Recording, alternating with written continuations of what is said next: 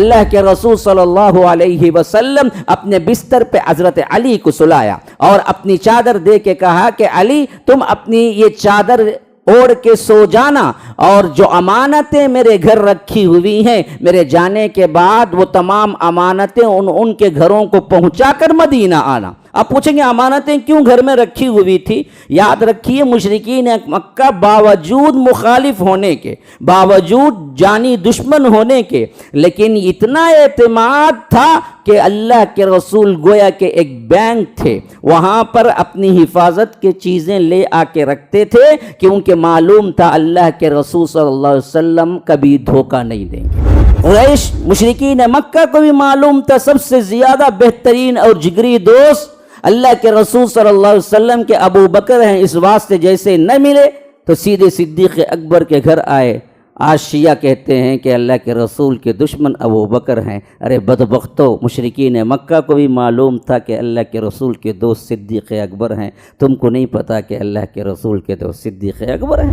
ہم کو کہتے ہیں ہم تبرک کا انکار کرتے ہیں۔ ارے بدبختو، ہم شعبدہ بازیوں کا انکار کرتے ہیں، ہم تبرک کو مانتے ہیں۔ مسئلہ یہ نہیں ہے کہ منہ مبارک اور آثار مبارک کے ہم توہین کرتے ہیں، اگر وہ واقعتاً منہ مبارک رسول کا ہے تو تعظیم کے انتہائی لائق ہے۔ ہمیں انکار اس بات سے ہے کہ تم ثابت تو کرو کہ پہلے یہ منہ مبارک اللہ کے رسول کا ہی ہے۔ سب سے پہلی بنیاد، تقوی کی بنیاد پر سب سے پہلی مسجد قائم ہونے والی وہ مسجد قباء ہے، اور فرمایا کہ فیہ رجال یحبون ان یتطہروا، اس کے اندر نمازی مصلی وہ ہیں جو انتہائی پاکی کو پسند کرتے ہیں۔ واللہ یحب المطہرین، اللہ تبارک و تعالی پاک رہنے والوں کو پسند کرتا ہے۔ یاد رکھو پاکی بہت اہم ترین چیز ہے۔ جو لوگ مسجدوں کے ٹوائلٹ میں بیٹھ کے سگریٹ پیتے ہیں ان سے زیادہ ذلیل اور جانور کوئی نہیں ہے، یاد رکھو۔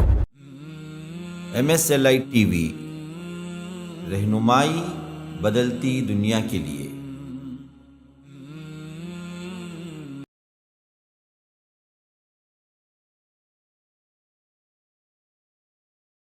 السلام علیکم ورحمۃ اللہ وبرکاتہ۔ وعلیکم السلام ورحمۃ اللہ وبرکاتہ۔ اور ایک چیز کہتے ہیں، آئی ہماری خوش نصیبی ہے کہ آج ہمارے درمیان ایک بہت ہی قائم شخصیت بھی موجود ہیں، شیخ واسع۔ وہ سامعین میں بیٹھے ہیں، یہ دراصل بے ادبی ہوگی ان کی کہ میں انہیں دعوت دیتا ہوں کہ وہ بھی آ کر چیئر پہ بیٹھ جائیں تاکہ ہمارے لیے باعث سعادت ہو۔ نہیں شیخ، کیا ہے؟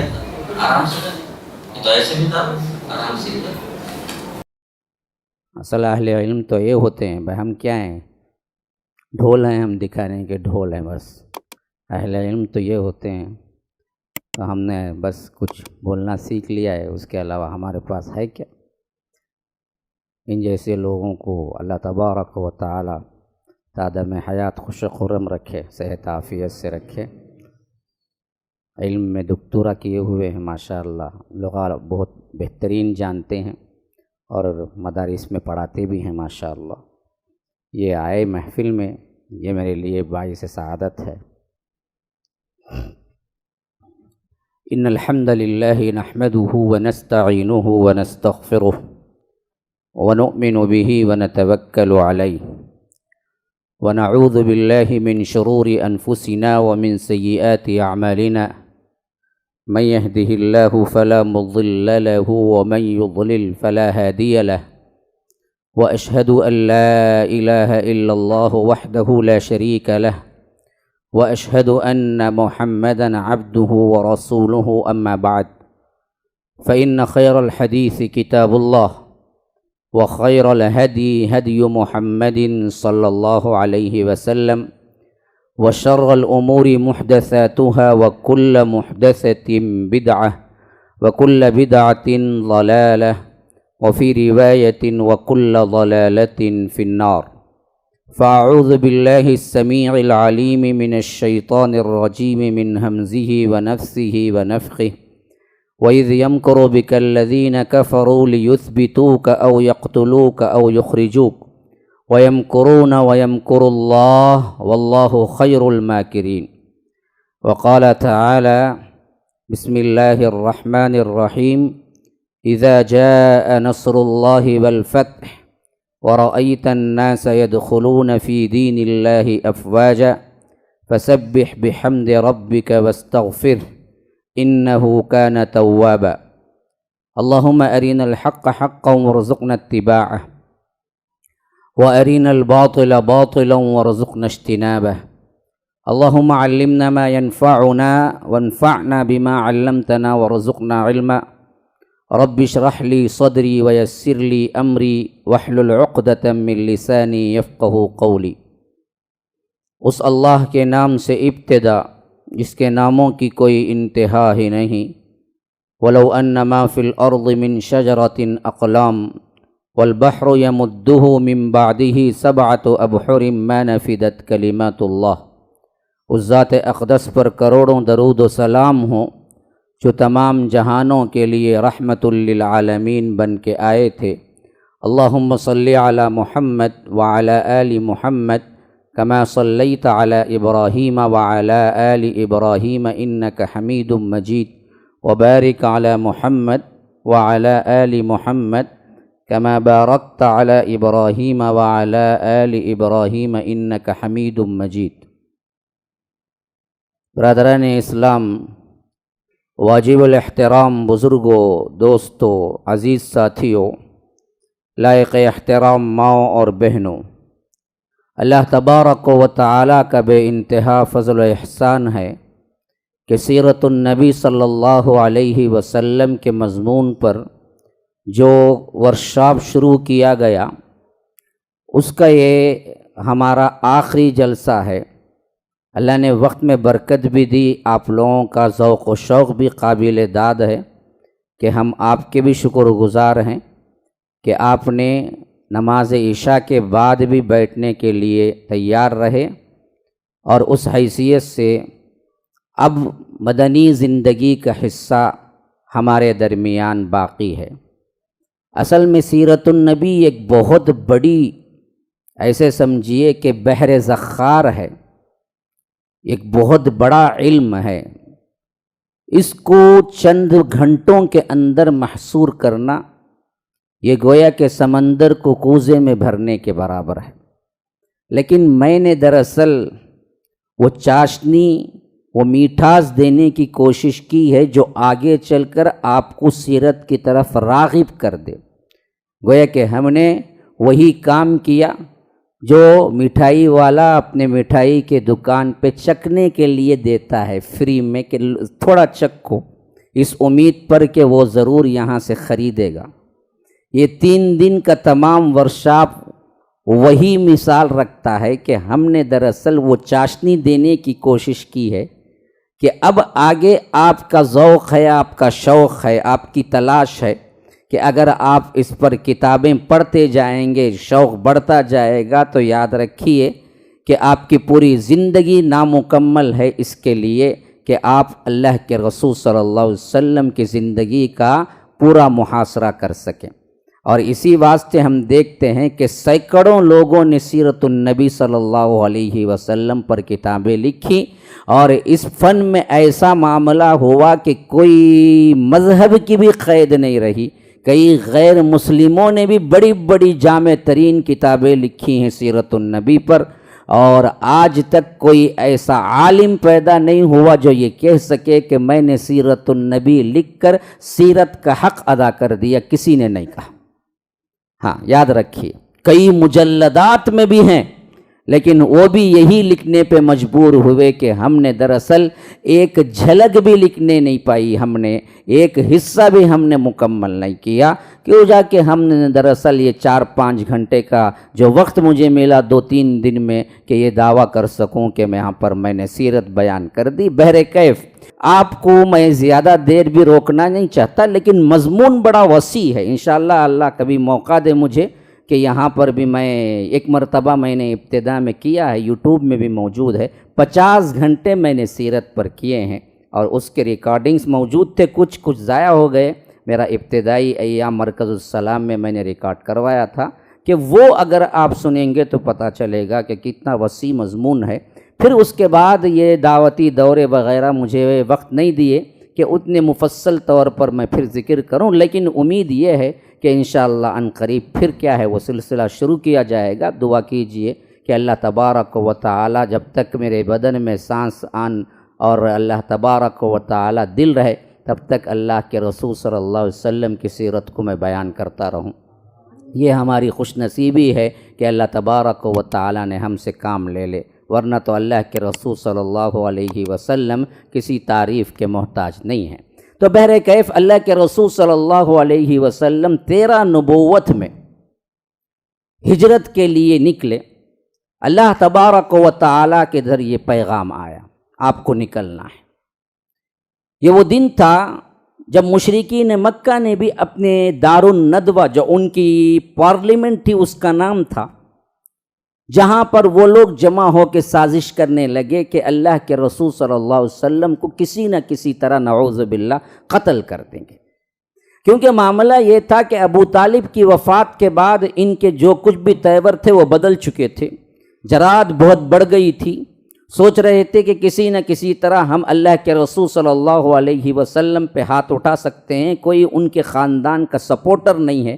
جس طرح ابو طالب کھڑے ہوئے تھے ان کے بعد کوئی نہیں آیا تھا سامنے، اور ایک پکا خود کا چچا جو تھا سگا وہ ابو لہب ہونے کے باوجود بھی ان کے ساتھ ملا ہوا تھا۔ تو ان لوگوں نے کیا کیا کہ کسی نہ کسی طرح ہم سب مل کر قریش، بنو ہاشم کو صرف چھوڑ کر جتنے قبائل ہیں ان تمام قبائل مل کر ایک بارگی حملہ کر دیں تو کوئی ہم سے بدنہ نہیں لے سکتا۔ اور معاملہ یہ طے ہوا کہ ہم دراصل اگر خون بہا، بلڈ منی جسے کہتے ہیں، اگر یہ پوچھیں گے تو ہم دے دیں گے، لیکن قتل تو ہم ضرور کریں گے۔ اس میں شیطان بھی شریک ہوا تھا، جو اصل شیطان تھا اس میٹنگ میں خود آیا تھا اور ایک بوڑھے شیخ کی شکل میں آیا تھا۔ پارلیمنٹ میں بات چل رہی تھی کہ ہم کیسے قتل کریں، تو شیطان نے کہا، پہلے بعض لوگوں نے کہا کہ ہم کیا کریں گے، ان کو جلا وطن کر دیں گے، باہر کر دیں گے، ملک سے دربدر کر دیں گے۔ تو شیطان نے کہا کہ نہ وہ کہیں بھی جائیں گے تو اپنی گروپ بنا لیں گے، ان کے پاس اتنی طاقت ہے، اتنا پاور ہے، اتنی تاثیر ہے زبان میں۔ تو پھر دوسروں نے کہا کہ نہیں، ان کو ہم قید کر دیں گے۔ تو شیطان جو بیٹھا ہوا تھا، اصل شیطان جس کا نام ابلیس ہے، اس نے کہا کہ نہ یہ نہ کرنا، کیونکہ اگر وہ قید کر دیے جائیں گے تو ان کے جو اصحاب ہیں وہ چھپ کے نہیں بیٹھیں گے، چین سے نہیں بیٹھیں گے، کسی نہ کسی طرح چھڑا لیں گے، یہ معاملہ بھی غلط ہے۔ آخر کار ابو جہل نے کہا کہ ہم قتل کریں گے، تو تب پیٹھ تھپ تھپاتے ہوئے کہا کہ یہ بالکل صحیح ہے، لیکن مسئلہ یہ تھا کہ اکیلے قتل کریں گے تو پورے بنو ہاشم دراصل لڑنے کے لیے تیار ہو جائیں گے، کیونکہ وہ خاندانی نظام تھا، قبائلی نظام تھا، جس میں انسان یہ نہیں دیکھتا تھا کہ کون حق کون باطل، بلکہ یہ دیکھتا تھا کہ ہمارا خاندان ہم کو سپورٹ کرنا ہے۔ تو اس حیثیت سے ان کو ڈر یہ تھا کہ بنو ہاشم پورے کے پورے حملہ نہ کر دیں۔ اس واسطے انہوں نے یہ طے کیا کہ ہم ایسے کریں گے کہ جتنے عرب کے قبائل ہیں ان سب میں سے ایک ایک شخص کو ہم لیں گے اور سب ایک ہی تلوار پکڑ کے ایک بارگی اللہ کے رسول صلی اللہ علیہ وسلم پر نعوذ باللہ وار کر دیں گے۔ اس طرح تمام قبائل اگر خون میں شریک ہو جائیں گے تو بنو ہاشم سب قبیلوں سے لڑ نہیں سکتے، تو خون بہا مانگیں گے، ہم بلڈ ڈونیشن، بلڈ منی جو ہے وہ ہم دے دیں گے، خون بہا جو بھی ہے۔ یہ طے کرنے کے بعد ان بدبختوں نے کیا کیا، رات کا محاصرہ کیا، یعنی رات کو اللہ کے رسول صلی اللہ علیہ وسلم کے گھر کو ہم گھیر لیں گے۔ ادھر دوپہر، اسی دن کے دوپہر میں اللہ کے رسول صلی اللہ علیہ وسلم چلچلاتی دھوپ میں سر پہ کپڑا ڈالے ہوئے صدیق اکبر کے گھر کی طرف آ رہے تھے۔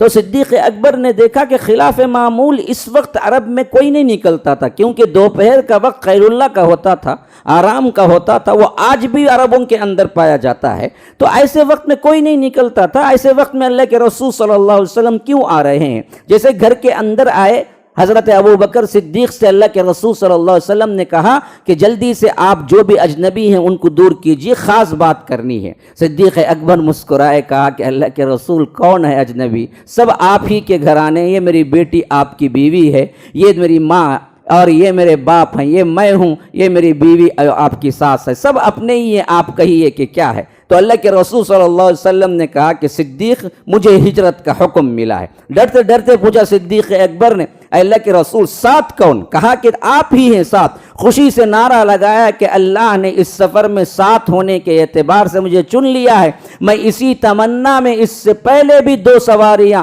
تیار کر کے رکھا ہوا ہوں۔ اللہ کے رسول صلی اللہ علیہ وسلم نے کہا کہ مجھے رات کا وقت بتلایا گیا ہے، میں رات کو آؤں گا پھر یہاں سے ہم نکلیں گے۔ اللہ کے رسول یہ اطلاع دے کے گھر پہنچے، رات آئی، اللہ کے رسول صلی اللہ علیہ وسلم اپنے بستر پہ حضرت علی کو سلایا اور اپنی چادر دے کے کہا کہ علی تم اپنی یہ چادر اوڑھ کے سو جانا، اور جو امانتیں میرے گھر رکھی ہوئی ہیں میرے جانے کے بعد وہ تمام امانتیں ان کے گھروں کو پہنچا کر مدینہ آنا۔ آپ پوچھیں گے امانتیں کیوں گھر میں رکھی ہوئی تھی؟ یاد رکھیے مشرکین مکہ باوجود مخالف ہونے کے، باوجود جانی دشمن ہونے کے، لیکن اتنا اعتماد تھا کہ اللہ کے رسول گویا کہ ایک بینک تھے، وہاں پر اپنی حفاظت کے چیزیں لے آ کے رکھتے تھے کیونکہ معلوم تھا اللہ کے رسول صلی اللہ علیہ وسلم کبھی دھوکہ نہیں دیں گے۔ اخلاق کے اعتبار سے اتنے بلند تھے۔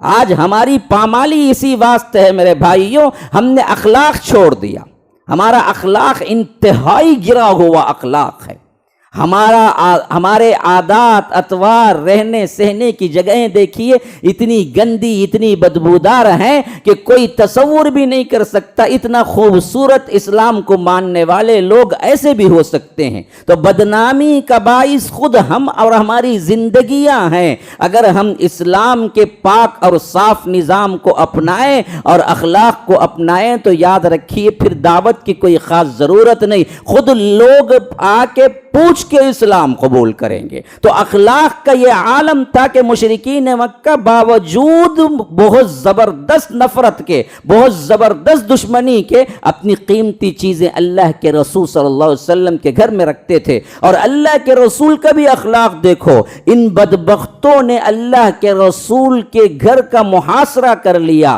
اور قتل کرنے کی سازش کر کے آ کے کھڑے ہو گئے، لیکن پھر بھی اخلاق کا نمونہ دیکھو، اتنے جانی دشمنوں کے اموال کی حفاظت کی ذمہ داری حضرت علی کو دے کے کہہ کے جا رہے ہیں کہ کل سویرے سب کی امانتیں پہنچا دینا، پھر اس کے بعد مجھ سے ملاقات کرنا۔ یہ نہیں کہا کہ یہ سب میرے دشمن ہیں، ان کے مال ہیں، میں ضبط کر لوں گا۔ ہم کیا کرتے ہیں، ارے میرا دشمن ہے جی، اس کا پیسہ میرے پاس ہے، کیا ستاتا ہوں دیکھو اسے، اب دیتا نہیں دیکھو، انہیں گال دیا نہیں، انہیں اسے دیکھو دیتا نہیں دیکھو، میں سمجھتے بہت اچھا کر رہا ہے۔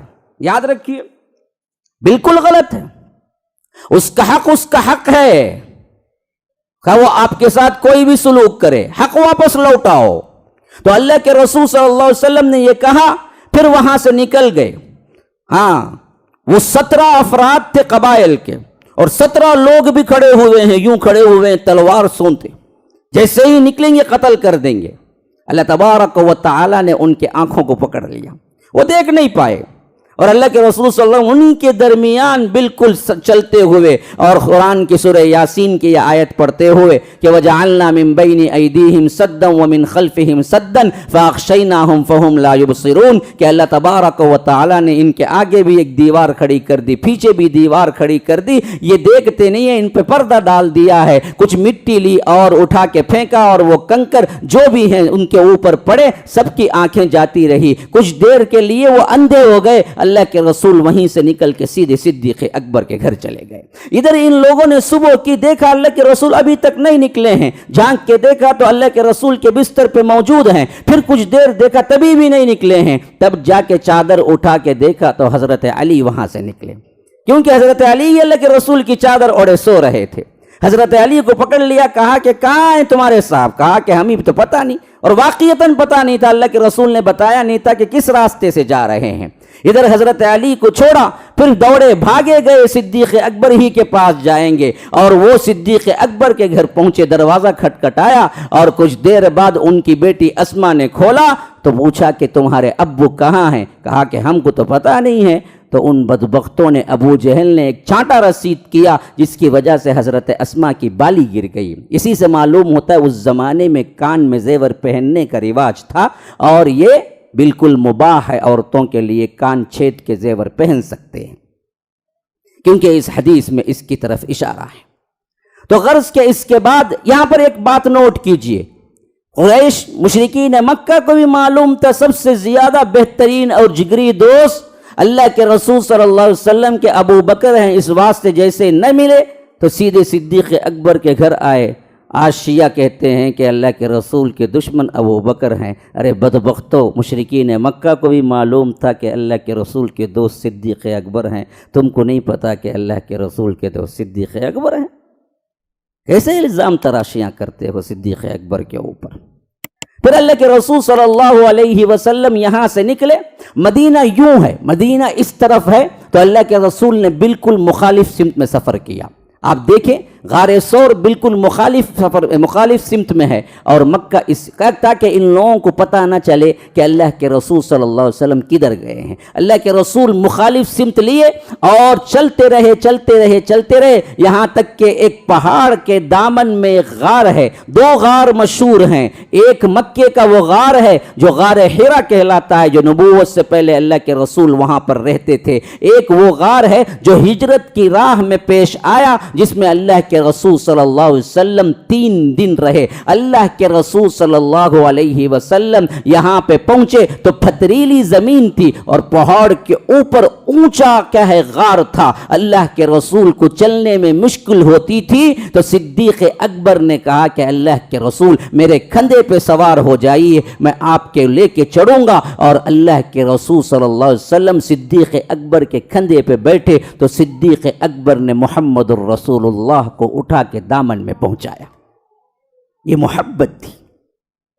ہاں، کوئی نوجوان نہیں تھے اس وقت صدیق، اللہ کے رسول صلی اللہ علیہ وسلم سے صرف 2.5 سال ہی چھوٹے تھے، 50 سالہ عمر ہوگی اس وقت بھی صدیق اکبر کی، لیکن محبت یوں تھی کہ صدیق اکبر نے اللہ کے رسول صلی اللہ علیہ وسلم کو لے کے پہنچا، اور ایسا چلنا بھی ایسے نہیں تھا کہ پاؤں رکھ کے چلے، پتھریلی زمین بھی تھی اور ساتھ میں مٹی والی بھی تھی، اور پاؤں رکھ کے چلتے تو نقش بیٹھنے کا خدشہ تھا اور نشان ہونے کی وجہ سے پکڑے جانے کا خطرہ تھا، تو انہوں نے پنجوں کے بل پورا پہاڑ سفر کیا اور غار پہنچے۔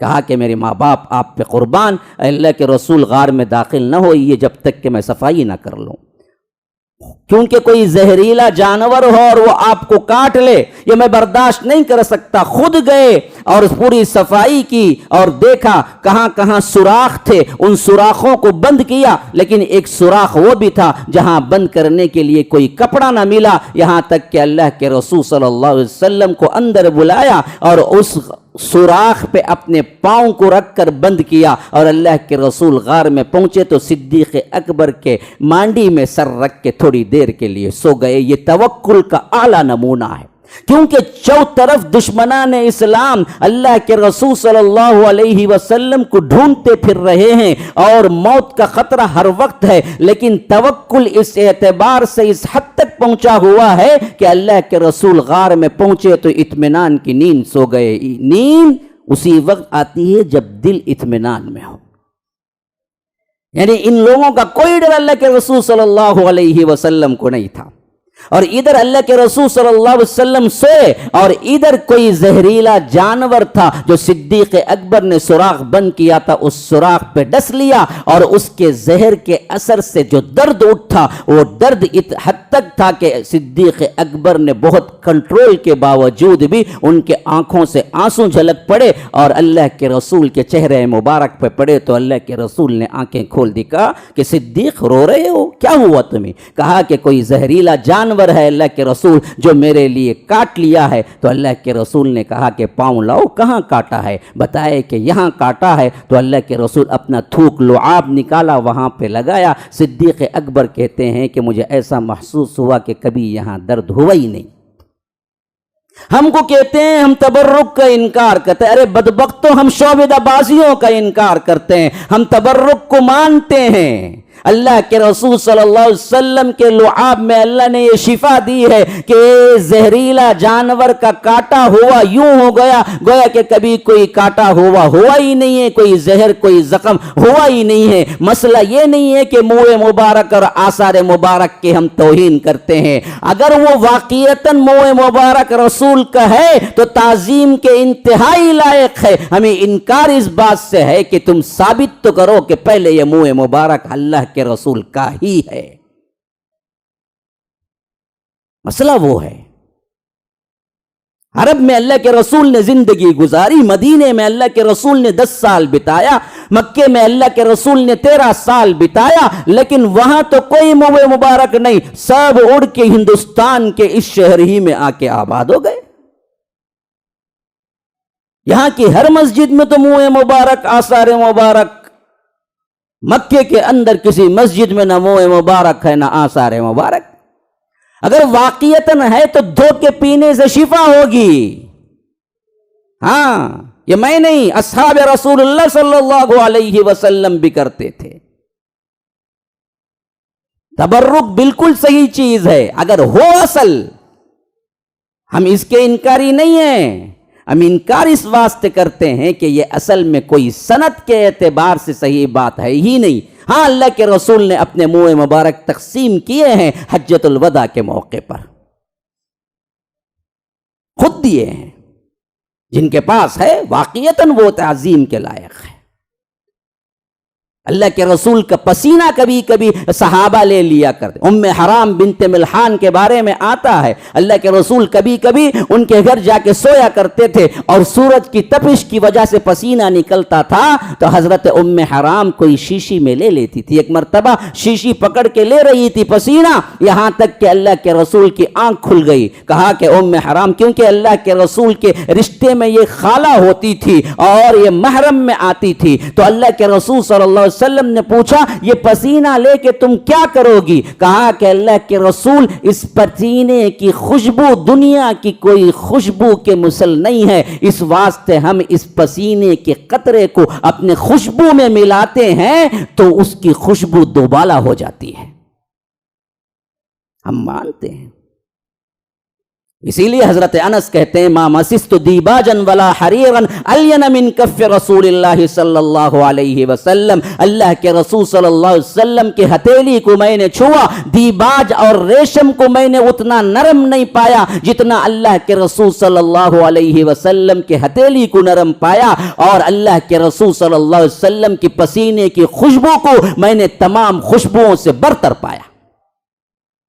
اللہ کے رسول تھوکتے تو صحابہ لے کے اپنے جسموں پہ مل لیتے تھے۔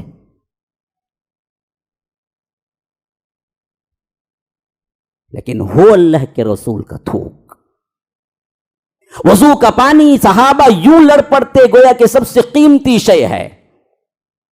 وضو کا پانی نیچے گر نہیں پاتا، یہاں تک کہ صحابہ اپنے ہاتھوں میں لے لیتے تھے، لیکن شرط یہ ہو کہ وہ اللہ کے رسول کا ہے۔ تو آج میلاد کے نام پر بہت سی مسجدوں میں آثار مبارک کے نام پر ڈھکوسلے بازیاں دھوکے بازیاں ہوتی ہیں اور اس پہ پھول چڑھاوے، اس کے علاوہ کیا کچھ نہیں کیا جاتا ہے۔ یاد رکھیے یہ تمام چیزیں غیر مستند ہیں۔ اللہ کے رسول صلی اللہ علیہ وسلم یہاں 3 دن رہے، پھر اس کے بعد یوں سمجھیے کہ سفر کا آخری مہینہ تھا، یوں سمجھیے کہ 3 دن پہلے صحیح تر روایتوں کے مطابق 27 سفر یہاں سے نکلے اللہ کے رسول مکے سے، اور 28 29 30 اللہ کے رسول صلی اللہ علیہ وسلم غار میں رہے۔ 1 ربیع الاول غار سے نکلے، 2 3 4 5 6 7 8 دن مسلسل سفر کیا، اور 8ویں دن قبا میں پہنچے۔ نکلنے والا دن بھی پیر یا جو اتوار تھا، پہنچنے والا دن بھی پیر یا اتوار تھا۔ یہ ڈیٹ ہے اللہ کے رسول کے۔ ہجرت بھی ماہ ربیع الاول میں ہوئی، اور اللہ کے رسول غار ثور سے مدینہ پہنچنے کے کل ایام 8 دن ہیں۔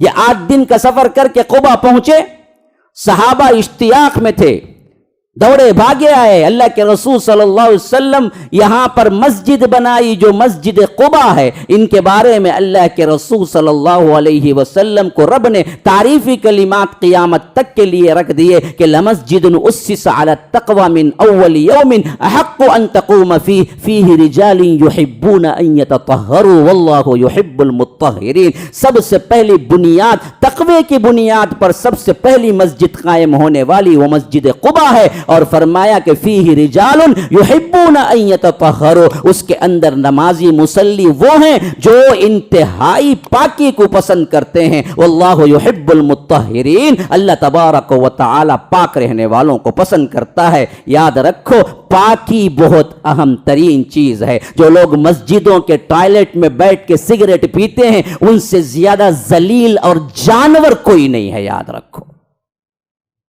जो पाकी का मजाक उड़ाता है। अल्लाह के रसूल सल्लल्लाहु अलैहि वसल्लम को बदबू सख्त नापसंद थी। अल्लाह के रसूल सल्लल्लाहु अलैहि वसल्लम तहारत को बहुत पसंद करते थे। अल्लाह ने इनकी तहारत की मदह की। जो खुबा के अंदर रहने वाले सहाबा थे, और मुफस्सिरीन इस बात पे शाहिद हैं कि अल्लाह ने सफाई के एतबार से क्यों इनकी मदह और तारीफ की, इस वास्ते कि ये लोग इस्तिंजा को जाते तो ढेला भी लेते, पानी से भी करते। यानी यूं समझो कि पानी साबुन दोनों उस वक्त के एतबार से इस्तेमाल करते। तो अल्लाह ने इनकी तहारत की तारीफ की। आज हमें क्या लेना देना है तहारत से? अल्लाह के रसूल सल्लल्लाहु अलैहि वसल्लम कुबा में 14 दिन रहे। फिर अल्लाह के रसूल सल्लल्लाहु अलैहि वसल्लम वहां से निकले, मदीना पहुंचे।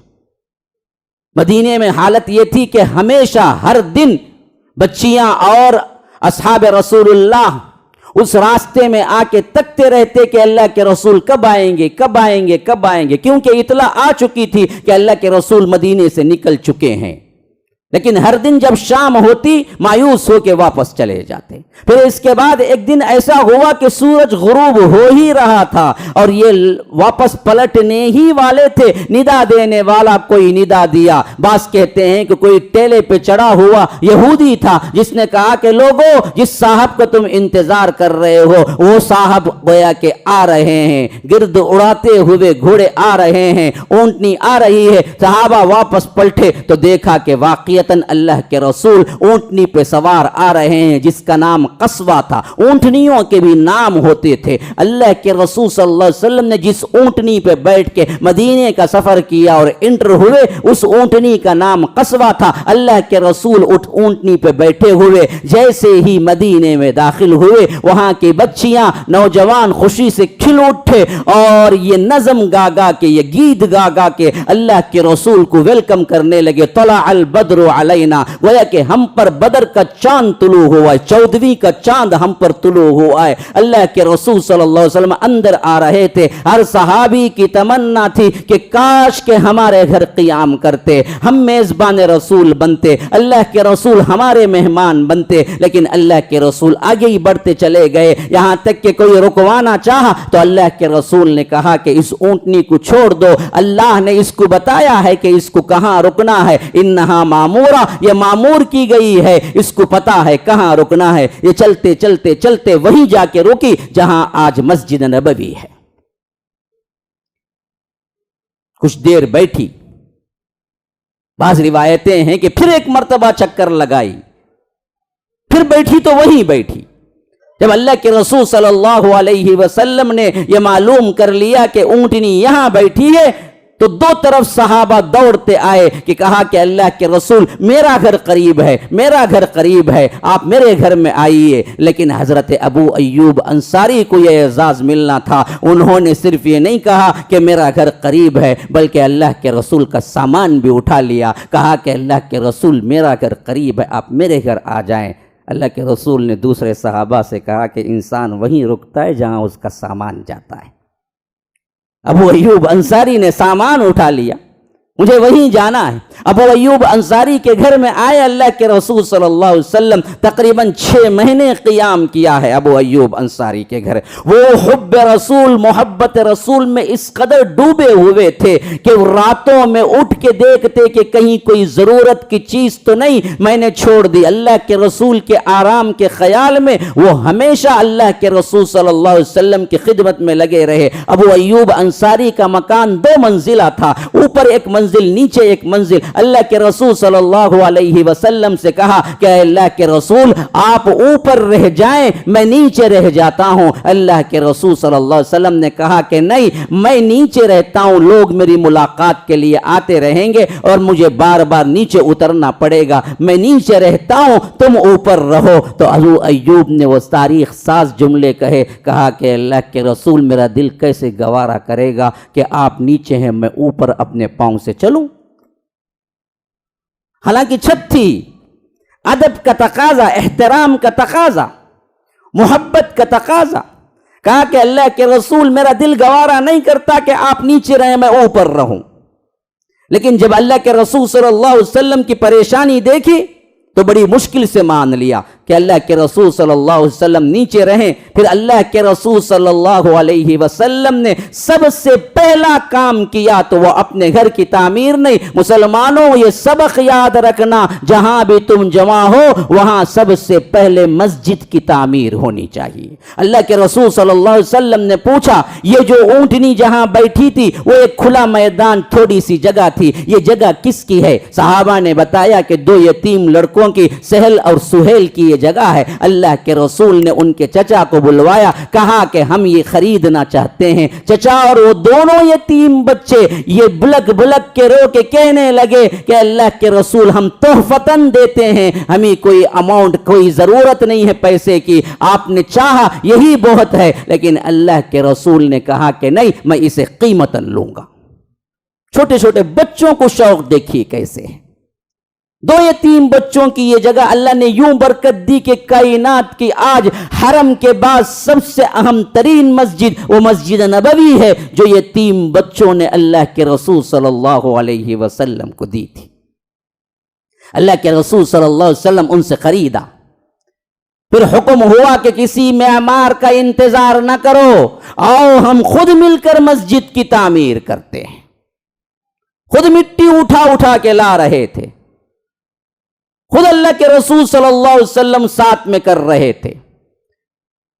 صحابہ کہتے ہیں کہ ہم دامن میں کچھ مٹی اٹھا کے لا رہے تھے تو اللہ کے رسول صلی اللہ علیہ وسلم اپنی دامن میں اس سے بھر کر بڑی مٹی اٹھا کے لا رہے تھے۔ ایک ایک اینٹ اٹھا کے ہم لا رہے تھے تو اللہ کے رسول 2 اینٹ اٹھا کے لا رہے تھے۔ ساتھ میں جب تکلیف بڑی، دھوپ بڑی، تو اس تکلیف کو کم کرنے کے لیے گیت، رجز اور اس طرح کے اشعار جس سے انسان جوش میں آتا ہے وہ پڑھتے ہوئے جا رہے تھے۔ اللہم لا عیش الا عیش الآخرہ فاغفر للانصار والمہاجرہ۔ اے اللہ زندگی تو کوئی زندگی نہیں ہے، اصل زندگی تو آخرت کی زندگی ہے، اے اللہ تو مہاجرین اور انصار کی مغفرت کرنا۔ جب یہ کہتے تو صحابہ اور جوش میں آتے اور آگے بڑھتے۔ مسجد تعمیر ہو گئی، اور وہ مسجد کیسی تھی؟ فرش بالکل مٹی کا تھا، اور تنے جو ستون تھے وہ کھجور کے تنے تھے، اوپر کھجور کے پتے تھے، جس سے کیا ہے کبھی کبھی سورج کی روشنی جھانک رہی ہوتی تھی، بارش پڑتی تو بوندیں نیچے پڑ جاتی اور زمین اور فرش گیلا ہو جاتا۔ اللہ کے رسول سجدہ کرتے تو مٹی اللہ کے رسول کے جبین مبارک پہ لگ جاتی۔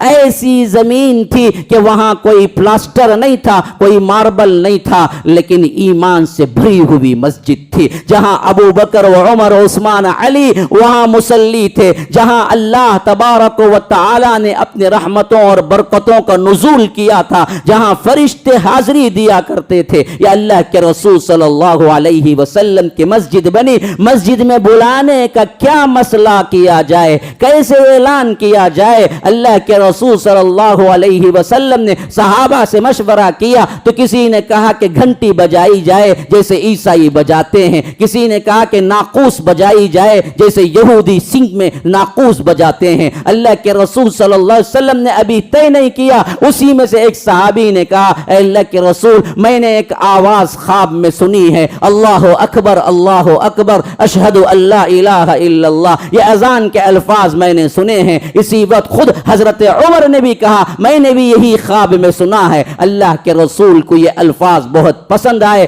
کہا کہ بلال کو سکھاؤ، کیونکہ بلال کی آواز سب سے بلند ہوتی تھی، بلال اسلام کے سب سے پہلے مؤذن ہیں، اور جب انہیں اذان کے لیے کہا جاتا تو وہ اذان دیتے تو ایسے روح پرور فضا ہوتی کہ جو اپنے لیے بزنس کے لیے نکلا ہوتا وہ چھوڑ کے مسجد آ جاتا، کوئی آ کر کھلاڑی اٹھایا ہوتا تو وہ پھینک کے آ جاتا، کوئی کسان اپنے کھیتوں میں کام کرتا، بلال کی آواز کانوں میں ٹکراتی تو چھوڑ کے بھاگ پڑتا، اور مدینے کی یہ چھوٹی سی مسجد بہت کم دنوں کے اندر لوگوں سے اتنی بھر گئی کہ جگہ کم پڑنے لگی۔ مسجد بناؤ، لیکن مسجد بنانا نہیں ہے اتنا بڑا کام جتنا مسجد کو آباد کرنا ہے۔ یاد رکھو ہماری مسجدیں خالی ہیں، جمعہ میں ایسے موقع پر بھرتی ہیں، عام نمازوں میں نہیں بھرتی۔ یاد رکھو اللہ کے پاس پوچھ ہے، اسی لیے شاعر نے کہا تھا کہ مسجد تو بنا لی شب بھر میں ایما کی حرارت والوں نے، من اپنا پرانا پاپی ہے برسوں میں نمازی بن نہ سکا۔ ایک رات میں بھی جوش آیا تو تم نے مسجد بنا لی، لیکن برس ہو گئے، سال بیت گئے، پڑوسی بھی نمازی نہ بن سکا۔